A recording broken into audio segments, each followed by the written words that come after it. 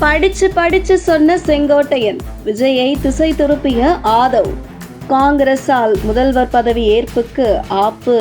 முதல்வராக 7ஆம் தேதி தாவேக தலைவர் பதவி ஏற்பதற்காக நேரு உள் விளையாட்டு அரங்கில் நடந்த தடபுட ஏற்பாடுகள் நிறுத்தப்பட்டு விஜய் முதல்வராக பதவியேற்கும் விழா ரத்து செய்யப்பட்டுள்ளது என தகவல் தமிழக அரசியலை அடுத்த கட்டத்திற்கு எடுத்துச் சென்றிருக்கிறது.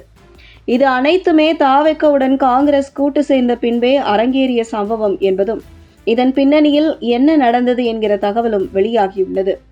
108 தொகுதிகளில் வெற்றி பெற்ற தாவேக ஆட்சி அமைப்பதற்கான பெரும்பான்மையான 118 தொகுதிகள் இல்லாத நிலையில் மற்ற கட்சிகளின் ஆதரவை தாவேக கோர வேண்டிய நிலை ஏற்பட்டிருக்கிறது.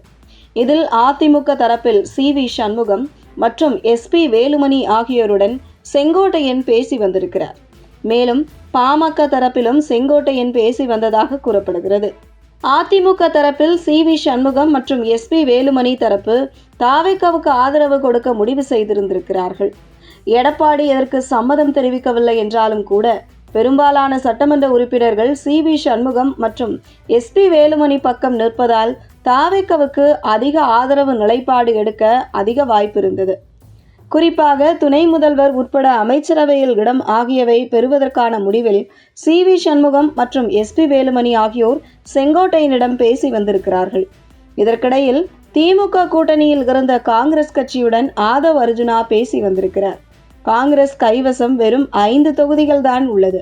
இருந்தும் காங்கிரஸ் கட்சி தாவேகாவுக்கு ஆதரவு கொடுக்க முன்வந்த பின்பு அவர்களை தொடர்ந்து கம்யூனிஸ்ட், விசிக போன்ற கட்சிகள் வந்துவிடும், இதுபோன்ற சிறிய கட்சிகளை ஒருங்கிணைத்து ஆட்சி அமைத்து விடலாம் என்று விஜயிடம் ஆதவ் அர்ஜுனா பேசியிருக்கிறார்.